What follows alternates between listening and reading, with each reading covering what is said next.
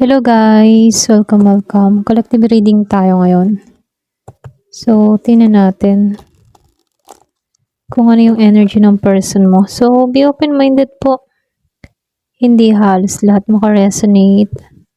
Thank you nga po pala sa mga nagsusubscribe, sa mga bumabalik. Maraming salamat. Give me the message for collective.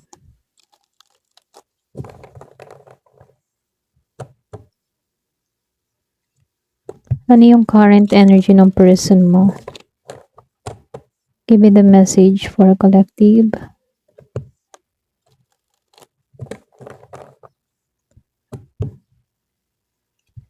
Ano yung current energy ng person mo?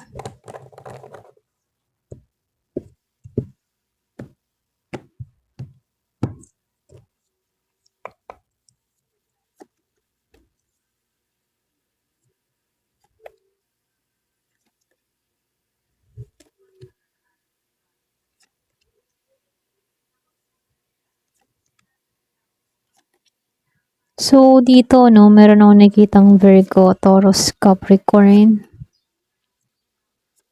Meron ding Aries, Leo, Sagittarius. Gemini, Aquarius, and Libra.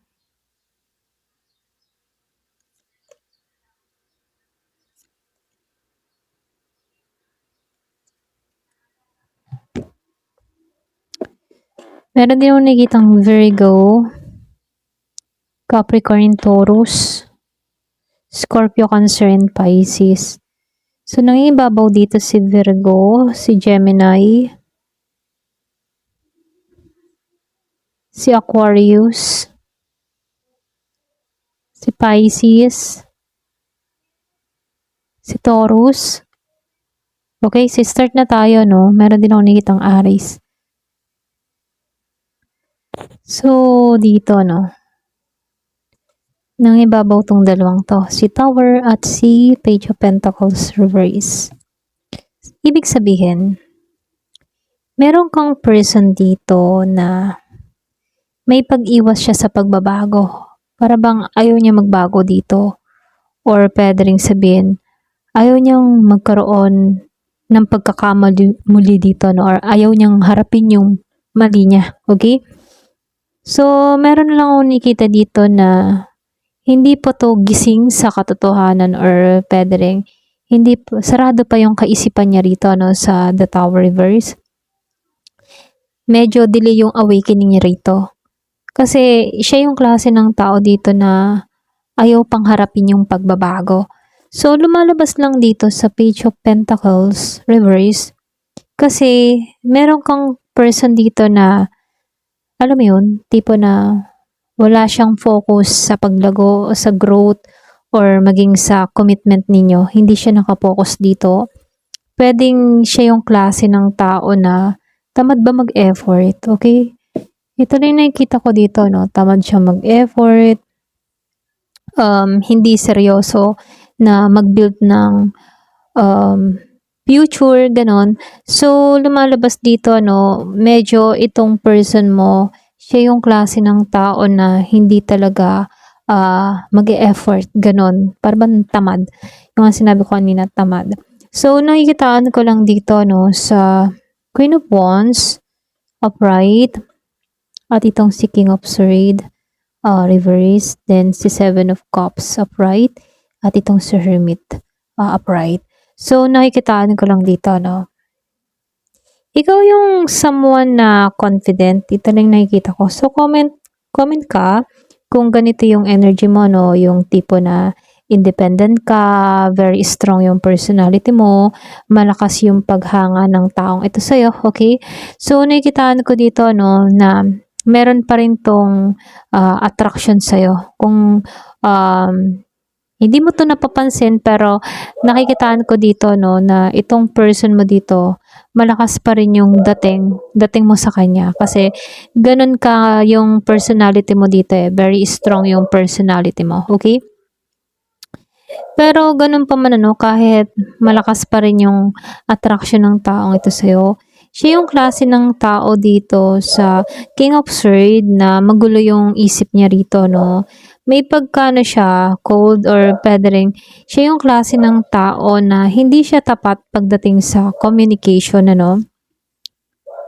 So, dito 'no, nakikitaan ko lang sa dalawang 'to, meron 'tong mga tinago, puwedeng lihim or meron 'tong mga panloloko.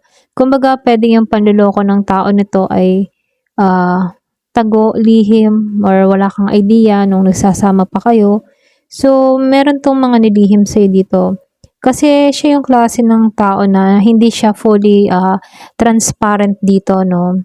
Kaya dito meron lang akong nakita dito para mapagtakpan yung pagloloko niya 'no, puwedeng meron kang person dito na pinili na lang manahimik, pinili na lang lumayo, or puwede ring pinili mo ng mag-isa, gano'n yung energy niya dito. Para bang ano, nag-iisip siya, nagre-reflect siya sa mga nangyayari sa buhay niya or nagre-reflect siya dito sa mga nagawa niya, okay? So, lumalabas dito sa Knight of Wands, then, the Lovers Reverse, Ten of Cups of Right, at itong si Knight of Pentacles. Kumbaga ano, dito sa Knight of Wands, medyo ano to ha, siya yung klase ng tao na very inconsistent yung energy niya. Yung bang init-lamig, ganon yung energy niya. Hot and cold, walang stability, ganon. Pwedeng madaling mawala ng gana, madaling maumay, ganon yung energy ng person mo, no? So, nakikitaan ko lang din dito, meron tong imbalance pagdating sa relasyon. Pwedeng merong nangyari sa inyong disconnection, ano? Ayan, wait lang ha. Ayan, pasensya, may tumawag. So, dito tayo kay Knight of Wands, ano? Yung nga sinabi ko kanina, ano, very inconsistent siya rito. So, nakikitaan ko dito, ano, yung sinabi ko kanina, hot and cold siya dito, madaling mawala ng gana or madaling maumay yung energy niya dito. So, lumalabas lang dito, meron lang akong nakikitang imbalance pagdating sa relation. Pwedeng merong disconnect na nangyari sa inyo rito, no? Or pwede rin yung iba sa inyo, mali yung choice na pinili ng taong ito. Okay? Para bang mali yung choice ng love na pinili niya. Ganun. So, nakikitaan ko lang din dito sa Ten of Cups at itong si Knight of Pentacles upright. So, nakikitaan ko dito, no? Deep inside, gusto niya dito ng masayang relasyon, yung happy ending.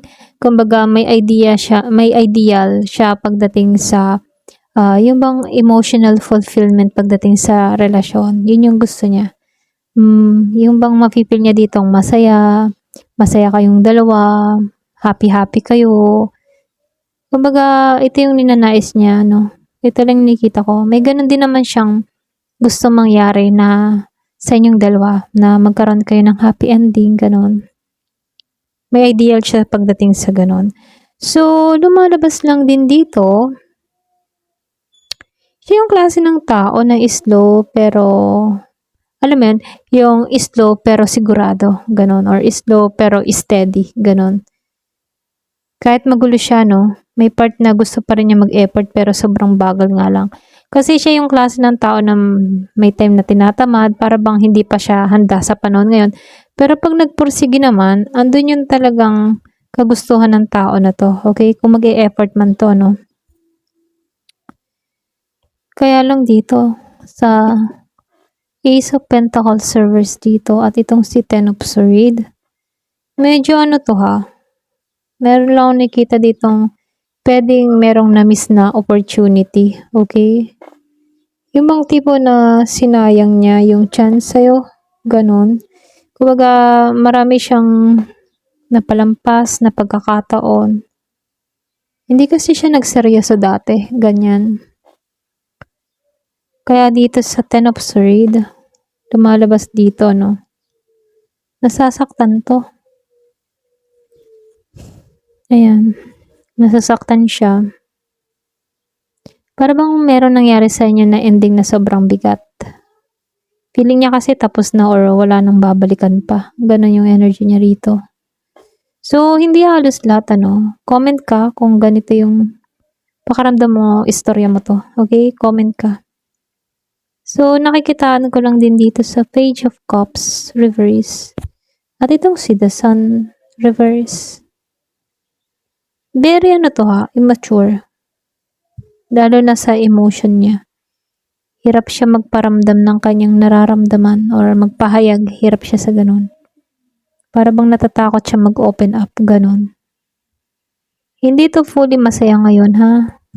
Meron siyang lungkot, doubt, or may pagka mababa yung energy ng tao na to. Pero ganun pa man tinitingin ka pa rin ng tao na to sa ibang kahit may ganun siyang style ikaw pa rin yung nakikita niyang future, okay? Naghihintay ito ng tamang timing. Meron mga ganun siyang pag-iintay dito sa Three of Wands. Gusto kasi ng tao na to yung long-term stability dito sa Ten of Pentacles. Gusto niya yung long-term na yung talaga masasabing family, yung may seguridad, or pwede rin energy mo to, yun yung gusto mo, yun yung inaasa mo. Yung siguradong commitment, yung walang conflict, walang away, walang gulo, ganun. Okay? So, nakita ko yung 11-11. So, dito yung energy ng person mo ngayon, medyo siya puno ng pag-iwas. Iniiwasan ka. O pwede rin ikaw yung umiiwas dito. Meron lang nakikitang punong-puno ng pag-iwas. Yung isa sa inyo. Okay? Pero, itong tao na to, kahit may ganun siyang pag-iwas gusto naman niya ng stable at masayang relasyon dito kasi lumabas itong si Ten of Cups at itong si Ten of Pentacles. 10-10. Pero hindi siya ready emotionally dito sa Seven of Sword. Kaya dito, sa King of Sword, siya, hindi siya ready dito emotionally maging sa mentally. Pero dumanas to dito sa Ten of Sword ng pagsisisi. Okay? At dito sa King of Sword, dumanas siya ng pagsisisi at sakit. Pero ngayon mas pinipili na muna ng tao na to na mag-isa. Diba, nag-iisip-isip siya rito. Ganun yung energy niya. Mag-isa muna ako, mag-iisip-isip muna ako. Nagre-reflect. Pero gusto ka niya, ha? Malakas pa rin yung attraction mo sa taong ito. Gusto niya yung connection. Pero hindi pa siya stable para panindigan ba itong ninanais niya rito. Pwedeng hindi siya yung bang tipong wala pa siyang maipagmalaki sa'yo or wala pa siyang magawa dito, ganun. So, ito lang nakikita ko, ha. Pero, nakikita ko dito, naghihintay ng tamang timing. Ayan. So, tingnan natin, kung ano ba yung ninanais niya. Kasi, more on pag-iintay siya rito, So, kukuha na lang ako ng 5. Dito. Ayan, kuha tayo ng 5.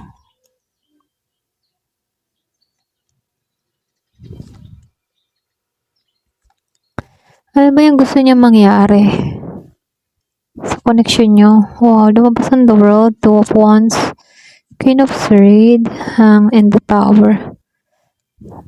Para bang may mabigat na nangyari dito,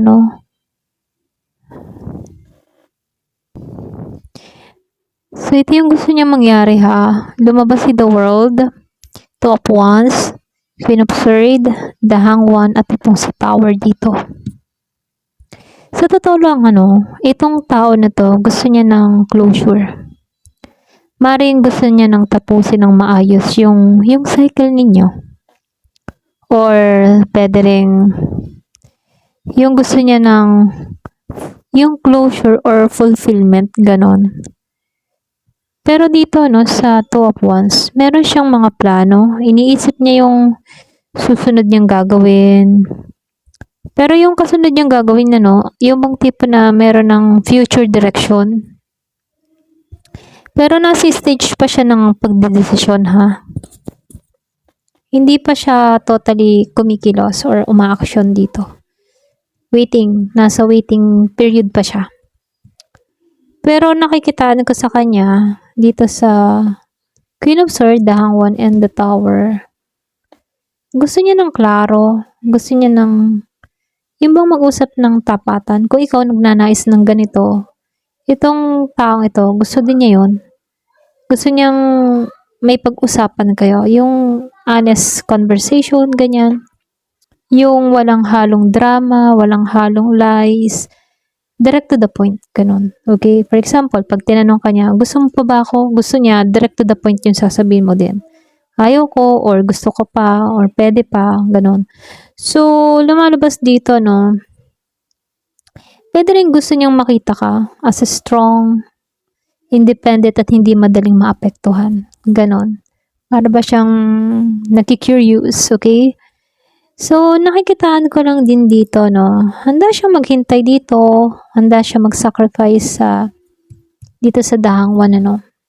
Pero kailangan muna niya magbago, no, or kailangan niya munang magbago yung kanyang pananaw, yung kanyang mga perspective sa buhay, ganyan.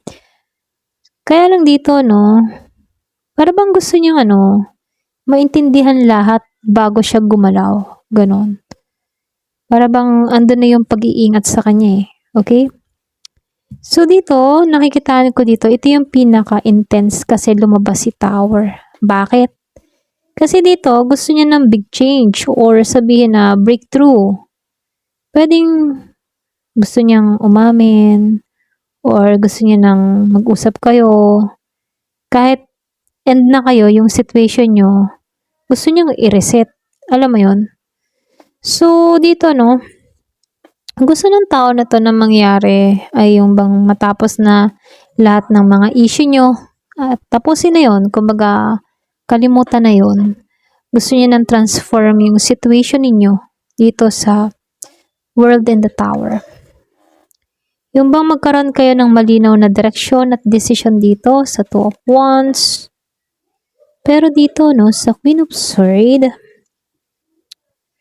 gusto niya mag-usap kayo ng tapatan, yung walang taguan ng damdamin, ganyan. Gusto niya yun. Kaya lang, hindi pa agad dito, no? Kailangan pa niya ng time, mag-isip. So, dito, no, nakikita ko lang dito, no, yung energy niya dito, gusto niyang bumalik. Okay? Gusto ng tao na to na bumalik. Kaya lang, hindi basta-basta eh. Gusto ng tao nito na ayusin yung sa inyo at tapusin na yung mga nangyari sa nakaraan at itama na ito para sa future ninyo. Ganon. Ayaw niya nang magkasakitan pa kayo rito. Ayan. Ito lang nakikita ko. Ayan, hanggang dito na lamang po. Thank you for watching. Love and peace.